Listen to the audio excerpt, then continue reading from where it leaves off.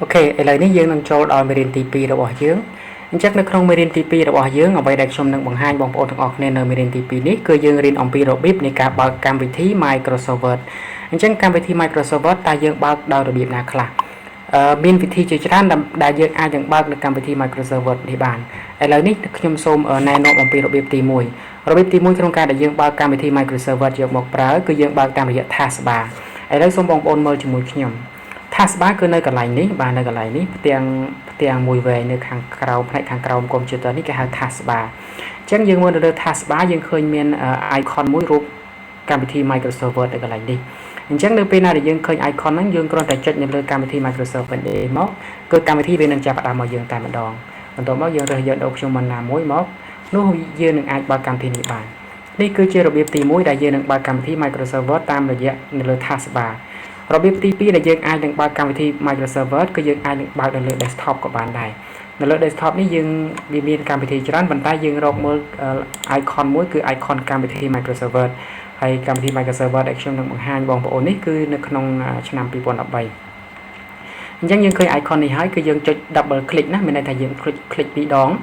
មកយើង click ពីរដងលើវានោះយើងនឹងបើកកម្មវិធី Microsoft Word បានដូចគ្នានេះជារបៀបទី2អូខេឥឡូវនេះខ្ញុំសូមបង្ហាញអំពីរបៀបទី3របៀបទី3ក្នុងការដែលយើងអាចបើកកម្មវិធី Microsoft Word គឺយើងបើកតាមរយៈ start ឥឡូវនេះយើងចុចលើ start នៅកន្លែងនេះគេហៅពាក្យ start ណាយើងចុចលើ start សម្រាប់ Windows ខ្ញុំនេះគឺ Windows ឆ្នាំ 97 ដូច្នេះខ្ញុំសូមបង្ហាញតែម្ដងគឺយើងចុចលើ start បន្ទាប់មកយើងចុចយក all program ហើយនឹងបន្ទាប់មកយើងយកទៅរកពាក្យថា Microsoft Office 2013 នៅពេលណាដែលយើងចុចលើ Microsoft Office ឆ្នាំ 2013 វានឹងបង្ហាញនៅកម្មវិធីជាច្រើនមកសម្រាប់យើងប៉ុន្តែកម្មវិធីដែលយើងត្រូវការគឺនេះនៅទីនេះគឺ Word 2013 យើងចុចនៅលើនឹងមក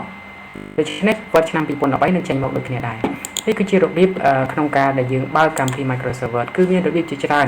ឥឡូវនេះខ្ញុំសូមបង្ហាញអំពីរបៀបមួយទៀតរបៀបមួយទៀតក្នុងការដែលយើងបើកកម្មវិធី Microsoft Word គឺយើងបើកតាមរយៈ run command បាទតាមរយៈ run command ឥឡូវយើងបើក run មកសិនដើម្បីបើក run បានយើងចុចលើនេះបន្ទាប់មកកន្លែងបន្លាស់ search នេះយើងវាយពាក្យថា run urn យើងឃើញមានអក្សរ run នៅកន្លែងនេះយើងចុចលើពាក្យ run ហ្នឹងមកបន្ទាប់មកយើងវាយអក្សរដើម្បីបើកកម្មវិធី Word គឺយើងវាយអក្សរ win word បាទយើងវាយ win word បន្ទាប់មកយើងចុច OK នៅពេលណាដែលយើងចុច OK មកគឺកម្មវិធី Word នឹងចេញមកដូចគ្នាដែរនេះគឺជារបៀបដែលយើងបើកកម្មវិធី Microsoft Word តាមរយៈ run command ពាក្យ run នេះ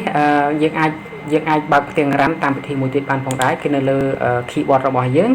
ងមើលនៅលើ window key យើងចុចនៅលើ window key បន្ទាប់មកដៃយើងមួយទៀតគឺយើងចុចនៅលើអក្សរ R យើងចុចមកគឺចេញ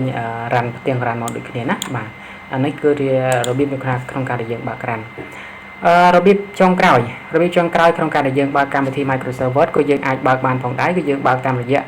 CMD Command បាទតាមរយៈ CMD Command អញ្ចឹងយើងបើក run មកយើងចូល run សិនមកឥឡូវខ្ញុំបើក run ខ្ញុំបើកផ្ទាំង run បន្ទាប់មកខ្ញុំវាយ CMD ហើយខ្ញុំចុច OK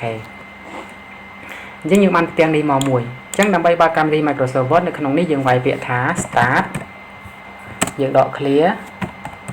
win word បាទ start ដក clear win word បន្ទាប់មកយើងចុច enter នៅលើ keyboard របស់យើង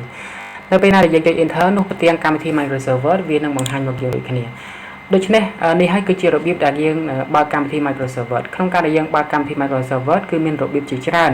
ក្នុងការដែលយើងបើកប៉ុន្តែខ្ញុំសូមគូបញ្ជាក់ផងដែរថាបងប្អូនរើសយកវិធីណាមួយមកប្រើបានហើយបងប្អូនមិនត្រូវការប្រើវិធីទាំងអស់នេះក្នុងពេលតែមួយទេប៉ុន្តែបងប្អូនអាចនឹងរើសយកវិធីណាមួយ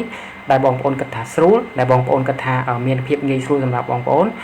នរើសយកវិធីមួយនោះយកមកប្រើមកនេះគឺជារបៀបក្នុងការដែលយើងបើកកម្មវិធី Microsoft Word អរគុណអ្នកទាំងអស់គ្នាសូមឲ្យយើងបានជួបគ្នានៅក្នុងវីដេអូក្រោយទៀតអរគុណសូមព្រះអង្គប្រទានពរ